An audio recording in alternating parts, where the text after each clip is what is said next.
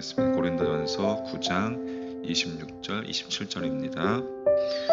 그러므로 나는 다름질하기를 향방 없는 것 같이 아니하고 싸우기를 허공을 치는 것 같이 아니하며 내가 내 몸을 쳐 복종하게 함은 내가 남에게 전파한 후에 자신이 도리어 버림을 당할까 두려워함이로다. 아멘. 자, 오늘 제목 거룩한 제자. 우리가 이제 믿기로 그렇게 작정하고 한 21일 동안의 훈련에 참여했어요. 그럼에도 우리가 전면적인 변화와 온전한 삶이 자연스럽게 진행되는 것은 아닐 것입니다. 우리가 계속해서 고민해온 문제들입니다. 사도 베드로가 소아시아에 흩어진 지체들에게 편지를 할 때였습니다. 베드로는 그들의 살 길이 거룩을 추구하는 것이라는 것을 강조했어요. 베드로전서 1장 14절 15절에 보면 너희가 순종하는 자식처럼 전에 알지 못할 때에 따르던 너희 사욕을 본받지 말고 오직 너희를 부르신 거룩한 이처럼 너희도 모든 행실에 거룩한 자가 되라. 전에 알지 못할 때에 라는 말을 단순히 예수님을 알기 전에 라고로 해석할 수도 있지만 이미 크리스천들에게 편지를 썼다는 것을 생각한다면 우리가 믿은 후에도 옛 사욕을 쫓아 살고 있는 이들에게 말하는 것이라는 것을 우리가 알 수가 있습니다. 지금도 옛 사욕에 의해 지배되어 살고 있는 상태의 말입니다. 우리는 그 같은 삶에서 새로운 삶으로 가는 길이 그것이 거룩을 추구하는 것이라는 것을 우리가 배웠습니다. 하지만 우리의 여전한 문제는 전에 따르던 사욕에 의해서 여전히 얽매여 있는 삶입니다. 그로 이제부터 여러분 중요한 것은 우리가 이전과는 다른 삶의 방식, 다른 삶의 스타일을 정하고 사는 겁니다. 거룩을 추구하는 거죠. 물론 그것은 쉽지 않습니다. 단순한 다짐으로 되는 것이 아니기 때문에 그렇습니다. 우리가 지금까지 경험한 것처럼 쉽지가 않습니다. 바울은 이 사실을 너무나 잘 알고 있었어요. 그런 의미에서 바울의 거룩을 추구하는 삶은 치열했습니다.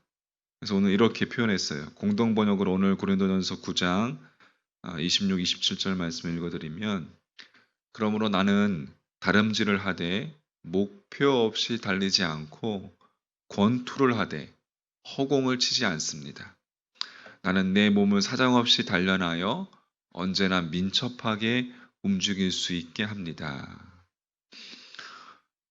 여러분, 마치 목표 없는 것 같이 달리지 않고 운동선수가 권투를 하되 허공을 치지 않고 목표를 가지고 치는 것처럼 몸을 훈련시켜서 단련시켜서 사정없이 단련시켜서 그 순간순간 민첩하게 그렇게 움직일 수 있도록 자신을 만든다는 거예요.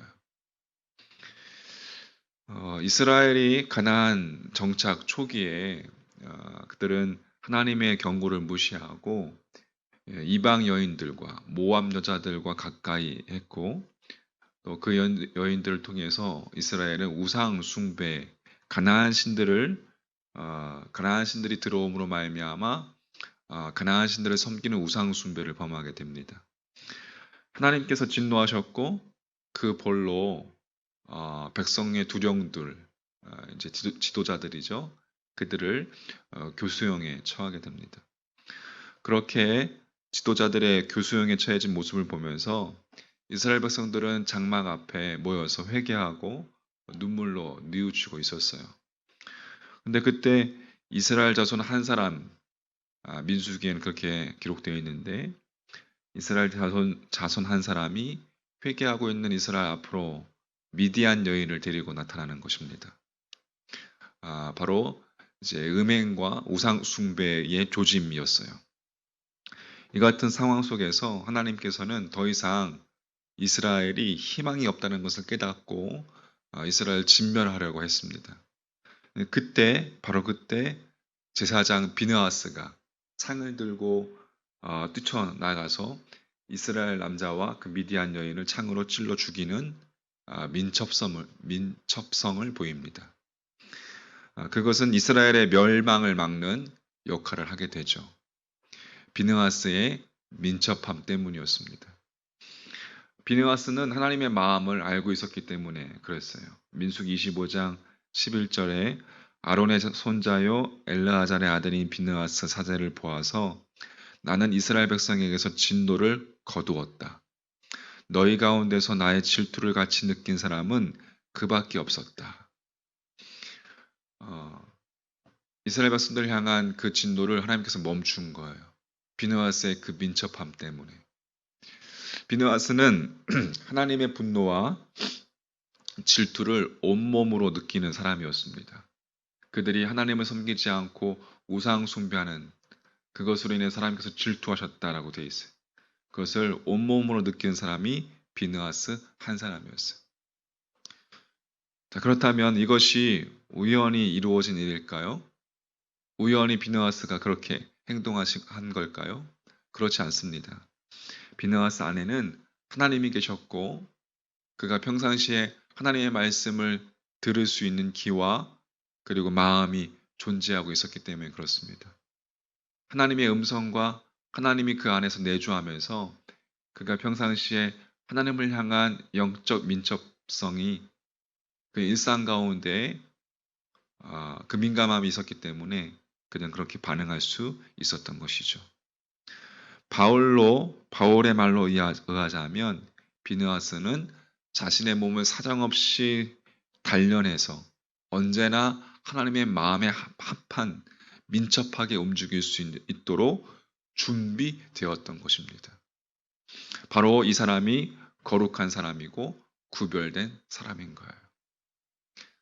3주라는 시간을 통해서 여러분 글쎄 어떻게 새벽을 깨우는 것이 습관이 되었는지 모르겠습니다.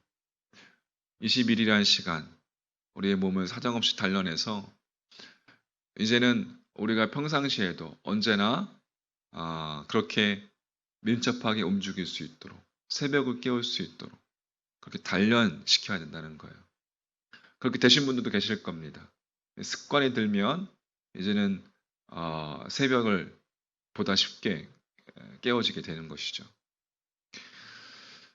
민첩한 크리스천이 되는 것, 여러분 그것은 우리의 몫입니다. 그것을 위해서 수없는 노력을 기울여야 합니다. 갑자기 하늘에서 뚝 떨어지듯이 비느하스가 되는 것이 아닌 것이죠. 제자는 훈련으로 세워지는 것이지 하늘에서 뚝 떨어지는 것이 아니기 때문입니다. 우리의 의지가 포함된 훈련이 필요한 거예요. 그래서 여러분 우리는 3주간의 시간 동안 그렇게 몸부림을 친 겁니다. 훈련되기 위해서 우리가 민첩하게 하나님 앞에 반응하기 위해서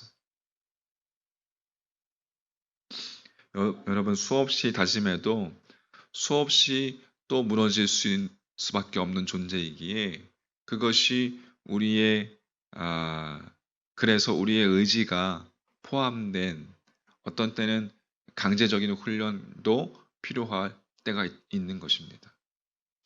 우리 자신의 의지는 자유의지는 늘 여러분 나 자신을 연민하여 움직이기 때문에 그렇습니다. 그런 의미에서 주님은 자기를 부인하고 자기 십자가를 지고 나를 따르라 라고 말씀하신 것이 바로 그런 의미입니다. 우리를 늘 부인하는 훈련, 늘 내게 주어진 십자가를 지고 주님을 묵묵히 따르는 훈련, 자기를 쳐서 복종시키며 말씀에 복종시키며 거룩의 추구는 온전한 믿음을 가진 민감한 제자의 모습을 갖게 만들 것입니다. 할렐루야. 하나님의 마음을 느끼는 사람으로 여러분 그렇게 우리가 이제는 살게 될 것입니다. 하나님 아버지의 마음을 느끼는 사람, 바로 그 사람이 제자입니다. 자, 정리해 봅니다. 이제 우리가 새로운 습관으로 살기를 소망합니다. 이제 여러분 매일매일 날마다 하루를 기도로 시작하는 것을 시도하십시오. 아침에 눈을 떴을 때 잠깐이라도 기도로 그렇게 시작하시고 하나님의 말씀 앞에 서는 시간을 구별해서 큐티, 주의 말씀을 묵상하는 시간을 가지시길 바라겠습니다. 그리고 힘이 들더라도 여러분 주일과 수요일은 예배하는 것을 기본으로 모든 여러분의 스케줄을 그렇게 잡으십시오. 하나님 앞에 내가 결단하는 것이죠. 그렇게 살겠다고 하나님의 모습으로 마음을 느끼는 제자로 살겠다고 결단하는 여러분 결단입니다. 그리고 구별된 삶을 추구하십시오. 여러분 시간에 의해서 내가 지배되는 삶이 아니라 내가 시간을 지배하는 삶을 사시기 바라겠습니다. 새벽이 나를 찌뿌둥하게 깨우는 것이 아니라 내가 새벽을 깨우는 사람이 되시기 바라겠습니다. 그렇게 거룩한 카도시, 구별된 하나님의 민첩한 사람으로 변화되어서 여러분 하나님의 나라와 의를 위해 쓰임받는 그런 복된 인생 다 되시기를 주님의 이름으로 간절히 축원합니다.